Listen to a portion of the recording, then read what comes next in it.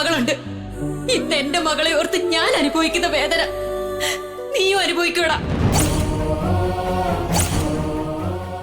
എന്റെ മോളെ കൊണ്ട് ഞാൻ ദുഃഖിക്കുന്ന പോലെ നിന്റെ മോളെ കൊണ്ട് നീയും ദുഃഖിക്കും. എന്റെ അമ്മയെ കൊന്നത് മഹിയാ. മഹി എന്റെ അമ്മയെ കൊന്ന പോലെ എന്നെയും കൊല്ലോ. എന്നെ കൊന്നേക്ക്, ഞാൻ മരിച്ചോളാം.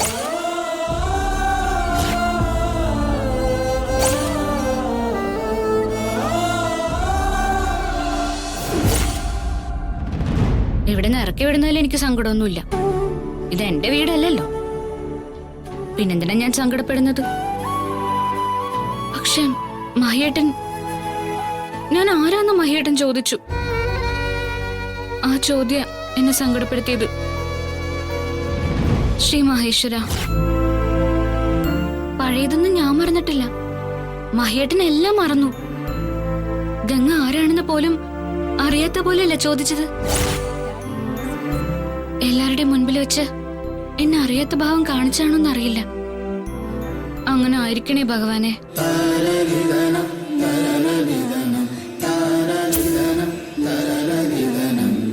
ശ്രീ മഹേശ്വര, ഇനി ഇവിടെ നിന്നിട്ട് ഒരു കാര്യമില്ല. നമുക്കേ നമ്മുടെ നാട്ടിലേക്ക് പോവാം.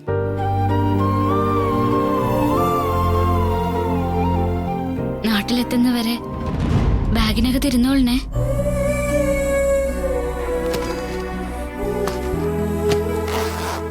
എന്തെല്ലാം ആഗ്രഹങ്ങളുമായിട്ട് എങ്ങോട്ട് വന്നത്, ഒന്നും നടന്നില്ല.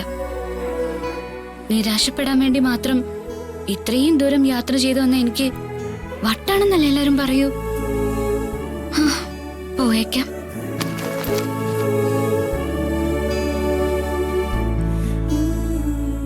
വല്ലതും കഴിച്ചിട്ട് പോണോ? എന്തിനാ കഴിക്കുന്നത്? വയറ് നിറയെ കിട്ടിയില്ലേ? ഗൗരി, ഞാൻ നിരപരാധിയാണെന്ന് നിനക്കറിയാം. അതുറക്കെ പറയാൻ നീ ഇല്ലല്ലോ എന്റെ കൂടെ. കേസിൽ ഞാൻ ജയിച്ചു. പക്ഷെ നമ്മുടെ മോളുടെ മുമ്പിൽ ഞാൻ തോറ്റുപോകുന്നു. കണ്ടില്ലേ അവള് ചെയ്തത്? ആളുവിന് എന്നോടുള്ള ദേഷ്യം കൂടിയിരിക്കുന്നു. അവളുടെ ആ കുഞ്ഞു മനസ്സിനെ എന്ത് പറഞ്ഞ് ഞാൻ തിരുത്തും? കേസ് ജയിച്ചിട്ടും സന്തോഷമില്ല. നിന്റെ അമ്മയും സഹോദരനും പബ്ലിക്കിന്റെ മുന്നിൽ വെച്ചെന്നെ ചെളി വാരിയെറിഞ്ഞ് അപമാനിച്ചു. ദേ കണ്ടില്ലേ അതിന്റെ പാടുകൾ എന്റെ ദേഹത്ത്. കോടതി എന്നെ ശിക്ഷിച്ചിരുന്നെങ്കിലെന്ന് ഞാൻ ആഗ്രഹിച്ചു പോകുന്നു. എങ്കിൽ നിന്റെ അമ്മ എന്നെ അപമാനിക്കുകയും ശപിക്കുകയും ചെയ്യില്ലായിരുന്നല്ലോ. നമ്മുടെ മോൾക്ക് എന്നോടുള്ള ദേഷ്യം ഇരട്ടിക്കില്ലായിരുന്നു. ഗൗരി, കോടതിയുടെ ശിക്ഷയേക്കാൾ കഠിനമാണ് ഇവരെല്ലാരും കൂടി എനിക്ക് തരുന്ന വേദന. എന്റെ മനസ്സിന്റെ വേദന കാണാൻ ആരുമില്ലല്ലോ ഗൗരി. നീ കാണുമോ തേങ്ങുമെന്നുൾക്കടൽ, സഖി നീ അറിയുമോ?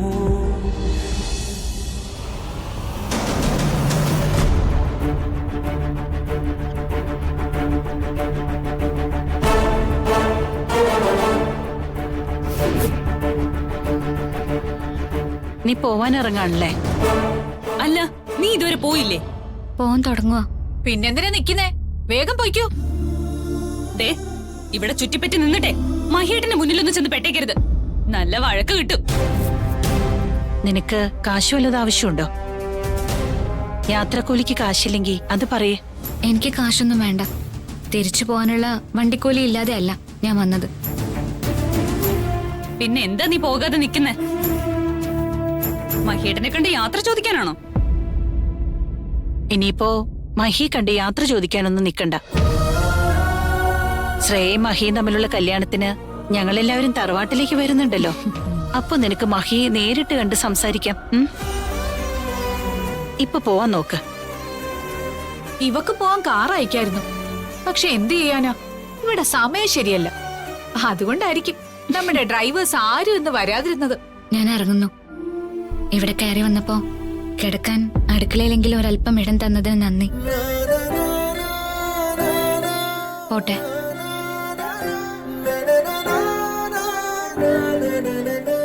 ഹോ, ശല്യം ഒഴിഞ്ഞു പോയല്ലോ. ഇപ്പോഴാ മോളെ എനിക്ക് സമാധാനമായത്. ശ്രീ മഹേശ്വര, ഇവിടെ വരെ വന്നിട്ട് മഹിയേട്ടന് വേണ്ടി ഒരു സഹായവും ചെയ്യാൻ കഴിഞ്ഞില്ലല്ലോ. കുട്ടിക്കാലത്ത് എന്റെ ജീവൻ രക്ഷിച്ച മഹിയേട്ടന് വേണ്ടി എന്തെങ്കിലും ചെയ്യണമെന്നുണ്ടായിരുന്നു. ഒന്നും ചെയ്യാൻ കഴിയാതെ നാട്ടിലേക്ക് മടങ്ങുക. ഇല്ല, ഇനി ഇവിടെ ഞാൻ താമസിക്കില്ല. എന്തിനാ താമസിക്കുന്നത്? ഇവിടെ എനിക്ക് ആരുമില്ല.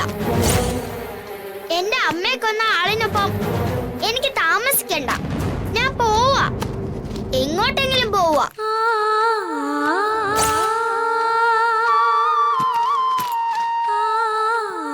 മോളെ, മോളെ അരുത്, നീ പോകരുത് മോളെ. മോളെ, മാള് പറയുന്ന കേക്ക്. അമ്മ, അമ്മയുടെ മാളു ഇവിടുന്ന് പോവാ. എനിക്കിവിടെ നിക്കണ്ട, ഞാൻ എങ്ങോട്ടെങ്കിലും പോവാ. മാളു, മാളു ഒറ്റയ്ക്കല്ല, അമ്മേനെ ഞാൻ കൊണ്ടുപോവാ. അമ്മ എപ്പോഴും എന്റെ കൂടെ ഉണ്ടാവുമല്ലോ. നമുക്ക് പോവാം അമ്മേ. മോളെ വേണ്ട, നീ ഇവിടുന്ന് പോവരുത്. മാളു പറയുന്ന കേക്ക്, നീ ഇവിടുന്ന് പോവരുത്. മോളെ വേണ്ട, മോളെ പുറത്തു പോയ ആപത്താ. നീ പോകരുത് മോളെ, പറയുന്ന കേക്ക്. മാളു പോകരുതെന്ന്. മോളെ, മോളെ പോവരുത്. മാളു നിക്കവിടെ. മോളെ, മാളു നിക്കവിടെ. മോളെ, മോളെ പോവരുത്. മോളെ, മോളെ അമ്മയെ പറയുന്നു പോവരുത്. മോളെ പുറത്തു പോവരുത്. മോളെ, മോളെ, മോളെ പോവരുതെന്ന്. മോളെ, പറയൂ. മഹിയേട്ടാ, മഹിയേട്ടാ നമ്മുടെ മോള്, മഹിയേട്ടാ നമ്മുടെ മോള് ഇങ്ങോട്ട് വരാനാവില്ലല്ലോ. മഹിയേട്ടാ ഒന്ന് വിളിക്ക്. നാളെ മോർണിംഗ് വിളിച്ച് പറയാം. മഹിയേട്ടാ, മഹിയേട്ടാ, ഓക്കേ, മാളുവിനെ നാളെ തടയ്. മോർണിംഗ് വിളിച്ച് വാശി പറയാം. കയറി പിണങ്ങി പോയിക്കൊണ്ടിരിക്കുക അവള്. മഹിയേട്ടാ, അവള് ആപത്തിപ്പെടാനാ പോകുന്നത്. ഹലോ. മഹിയേട്ടാ, കൊച്ചിനെ ഒന്ന് തടയ് മഹിയേട്ടാ. മഹിയേട്ടാ, മോളെ തടയാൻ.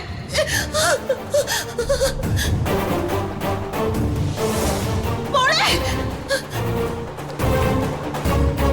മോളെ, മോളെ പോവരുത്. നിക്ക് മോളെ, അമ്മ ഒന്ന് പറയട്ടെ. മോളെ പോവല്ലേ. മോളെ, മോളെ പോവരുത്.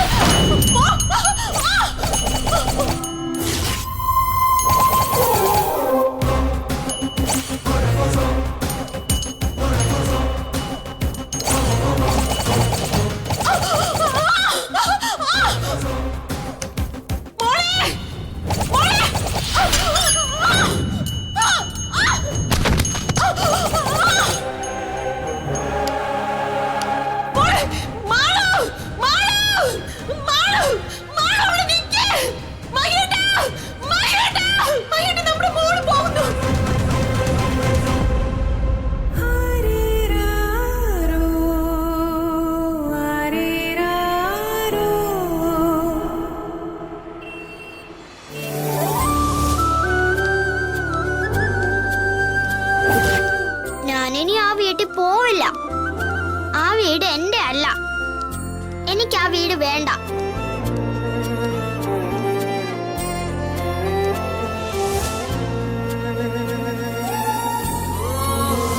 ഞാനതൊന്നും അറിഞ്ഞുകൊണ്ട് ചെയ്തതല്ലോ.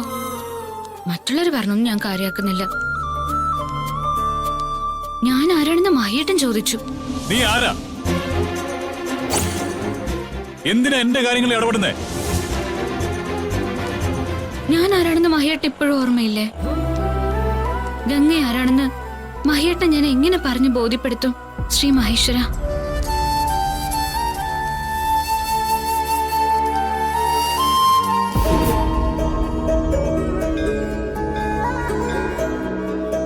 ഏതെല്ലാം അമ്പലത്തിൽ കയറിന്ന് പ്രാർത്ഥിച്ചേക്കാം. മനസ്സിന് സമാധാനാവുമല്ലോ.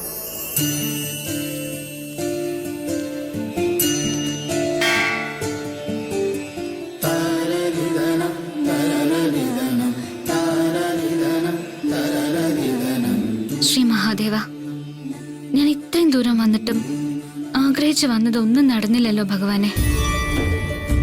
എന്റെ മനസ്സിലുള്ളതെല്ലാം മഹിയേട്ടനോട് പറയാനും കഴിഞ്ഞില്ല. എന്റെ സങ്കല്പത്തിലെ മഹിയേട്ടനെ അല്ല ഞാൻ ഇവിടെ വന്നപ്പോ കണ്ടറിഞ്ഞത്. ഞാൻ ഇവിടേക്ക് വന്നത് മഹിയേട്ടന്റെ മനസ്സിൽ കയറി പറ്റാനൊന്നുമല്ല. അങ്ങനൊന്നും ആഗ്രഹിച്ചിട്ടുമില്ല. മഹിയേട്ടന് വേണ്ടി എന്തെങ്കിലും ചെയ്യണമെന്ന് മോഹിച്ചു വന്നു. ഒന്നും ചെയ്യാൻ കഴിഞ്ഞില്ല. അതാ എന്റെ സങ്കടം. ഞാൻ പോവാ ഭഗവാനെ. മഹിയേട്ടനെ കാത്തു രക്ഷിക്കണേ ഭഗവാനെ. ഇനി മഹിയേട്ടന് വേണ്ടി പ്രാർത്ഥിക്കാൻ മാത്രമേ എനിക്ക് കഴിയൂ. ശ്രീ മഹേശ്വര, ഞാൻ നാട്ടിലേക്ക് പോവാ. ഇനി ഇവിടേക്കില്ല. എന്നെങ്കിലും മഹിയേട്ടൻ പണ്ടത്തെ ഗംഗയെ പറ്റി ഓർക്കും. അന്ന് വരാൻ കഴിയുന്ന സാഹചര്യമാണെങ്കിൽ വരാം. ഇപ്പോ മഹിയേട്ടന്റെ 7 അയലത്ത് പോലും ചെന്നെത്തി നോക്കാനുള്ള യോഗ്യത എനിക്കില്ലല്ലോ. ഞാൻ പോവാ. അനുഗ്രഹിക്കണേ ശ്രീ മഹേശ്വര.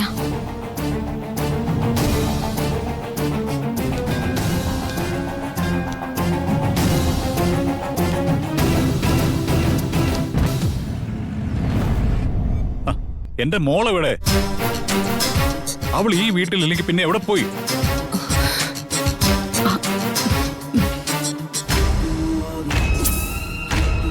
ആർക്കൊന്നും പറയാനില്ലേ?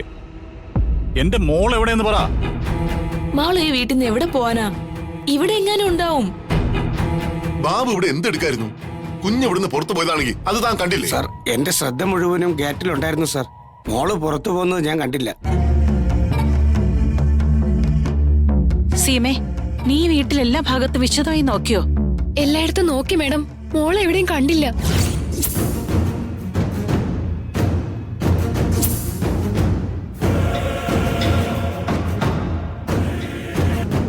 മാളു മറ്റുള്ളവരെ പറ്റിക്കാൻ ഇടയ്ക്കിടയ്ക്ക് ഒളിച്ചിരിക്കാറുണ്ട്. അത് ശരിയാ. മാളു ഈ വീട്ടിൽ തന്നെ ഉണ്ടാവും. അവള് നമ്മളെ വിഷമിപ്പിക്കാൻ എവിടെ ഒളിച്ചിരിക്കായിരിക്കും. നമുക്ക് അവളെ കണ്ടുപിടിക്കാൻ മോനെ. എന്നാ ചെല്ല്. എന്റെ മോൾ എവിടെയോ ഒളിച്ചിരിക്കുന്നെന്ന് നിങ്ങൾ കണ്ടത്. എനിക്ക് എന്റെ മോളെ കാണണം. അവിടെ എന്റെ മുന്നിൽ കൊണ്ടുവാ. നമുക്കെല്ലാവർക്കും കൂടി ഈ വീടിനകം ഒന്ന് അരിച്ചു പറക്കാം. കുട്ടി ഒളിച്ചിരിക്കുകയാണെങ്കിൽ കണ്ടെത്താലോ. അതിനുവേണ്ടി ആരും സമയം കളയണ്ട. മാളു ഈ വീട്ടിലില്ല. അവളെ ഈ വീട് വിട്ടു പോയി.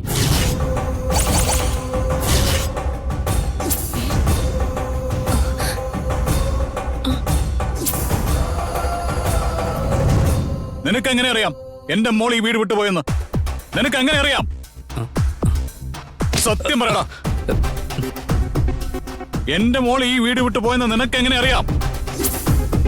പറയാൻ. എടാ, നീ കണ്ടോ മാളു വീട്ടിൽ നിന്ന് ഇറങ്ങി പോകുന്നത്? നീ കണ്ടോന്ന്? ഞാൻ കണ്ടില്ല.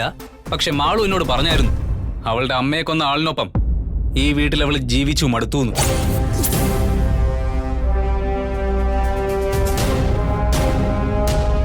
ഈ വീട്ടിൽ താമസിക്കാൻ ഇഷ്ടമല്ലെന്ന് അവൾ എന്നോട് പറഞ്ഞിട്ടുണ്ട്. അങ്ങനെ മാളു പറഞ്ഞതുകൊണ്ടാ അവൾ ഈ വീട് വിട്ട് ഇറങ്ങിപ്പോയെന്ന് ഞാൻ പറഞ്ഞത്. വേറൊന്നും എനിക്കറിയില്ല.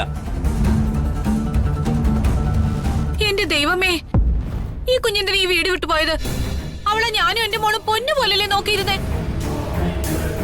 കൊച്ചു കുഞ്ഞല്ലേ. മാളു തനിച്ചു പുറത്തുപോയ സ്ഥിതിക്ക് ആരെങ്കിലും തട്ടിക്കൊണ്ടു പോവില്ലെന്ന് എന്താ ഉറപ്പ്? അയ്യോ, വല്ല ഭിക്ഷക്കാരും പിടിച്ചോണ്ട് പോയ കണ്ണുകുത്തി പൊട്ടിക്കും. എന്റെ നാത്തൂനെ എനിക്ക് ഓർക്കാനേ വയ്യ. മഹി, ഞാനിത് പറഞ്ഞത്. എനിക്കൊന്നും കേൾക്കണ്ട. എന്റെ മോൾ ഈ വീട് വിട്ട് പോയതാണെങ്കിൽ അവളെ കൊണ്ടേ ഞാൻ വരും.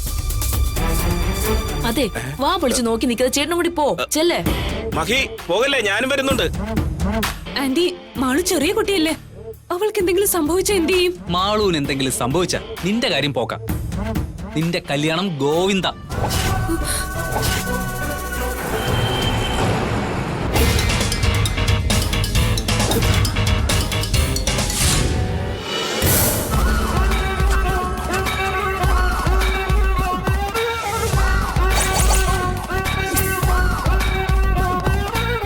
കേസ് തോറ്റെന്ന് കരുതി നിരാശപ്പെടേണ്ട ഗോകുലെ.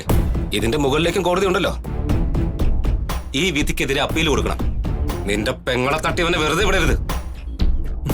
എടാ ഈ കേസിൽ അപ്പീൽ പോയാലും വിധി മഹിക്ക് അനുകൂലമാകുന്ന വക്കീൽ പറയുന്നേ. ശക്തമായ തെളിവുകളുടെ അഭാവമാണ് ഈ വിധി മഹിക്ക് അനുകൂലമായത്. എന്നാലും ആ മഹിയെ വെറുതെ വിടരുത്. ഈ കേസിൽ നിന്ന് അയാൾ ഊരിപ്പോയെങ്കിലും മറ്റൊരു കേസിൽ കൊടുക്കണം. ഒരു കള്ളക്കേസ് നമുക്ക് ഫ്രെയിം ചെയ്യാം.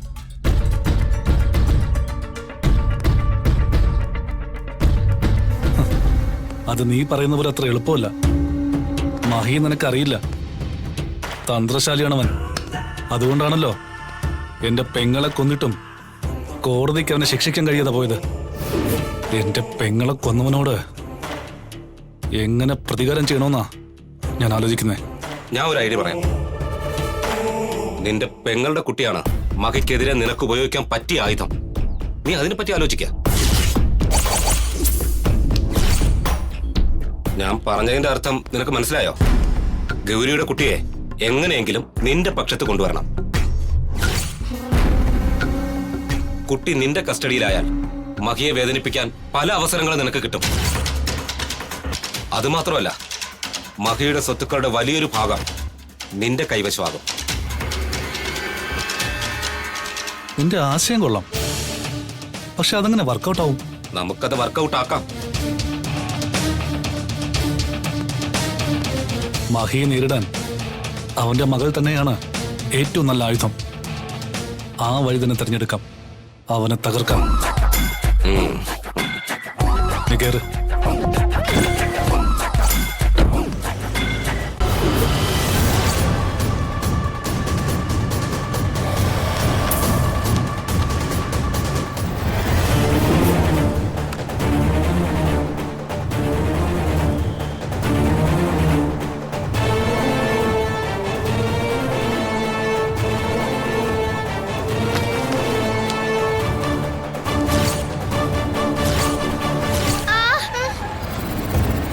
പൊയ്ക്കോ മോളെ, പൊയ്ക്കോ, വേഗം പൊയ്ക്കോ. ഈ കുട്ടികളെ എങ്ങനെ ഇറക്കി വിടുന്ന ആരാ?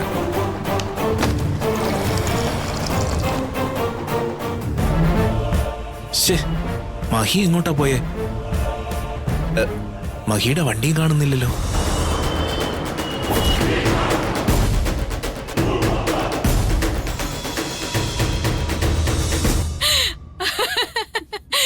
അയ്യോ എനിക്ക് വയ്യ.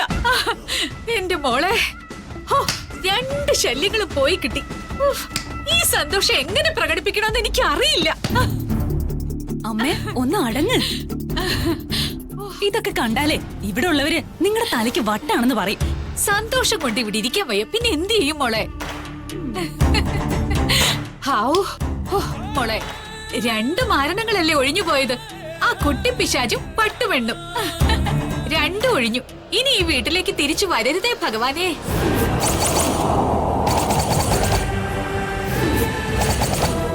ആ ഗൗരി ഇനി ഇവിടേക്ക് വരില്ല അമ്മേ. ആ മഹിയേട്ട മാളൂനെ അന്വേഷിച്ചു പോയതേ വെറുതെയാ.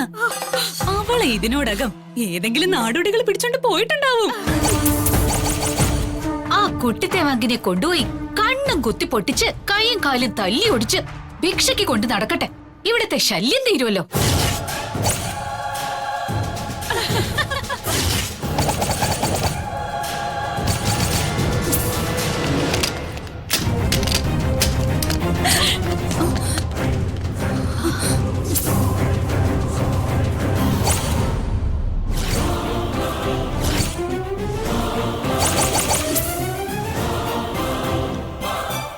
മോളെ, അവളിവിടെ എവിടെയോ ഉണ്ട്. ഗൗരി,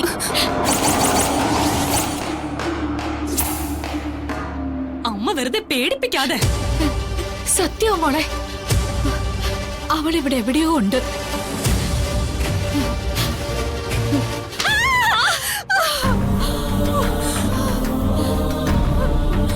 അമ്മേ, അമ്മ പറഞ്ഞത് ശരിയാ. ഇത് ചെയ്തതേ അവള് തന്നെയല്ലേ. അവൾ ഇവിടെ എവിടെയോ ഉണ്ട്. അയ്യോ മോളെ, ഓടിക്കും മോളെ. അയ്യോ അയ്യോ.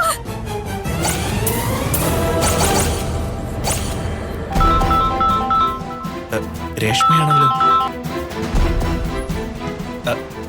മാളുവിനെ ഇതുവരെ കിട്ടിയില്ല. മഹി എങ്ങോട്ടാ പോയെന്ന് അറിയില്ല. അതെ ഞാനേ പിന്നെ വിളിക്കാം. ഓ ശരി. ശോ, അച്ഛനെയും മോളെയും ഒരുമിച്ച് അന്വേഷിക്കേണ്ട അവസ്ഥയായല്ലോ. മഹി എങ്ങോട്ടായിരിക്കും പോയിരിക്കുന്നേ?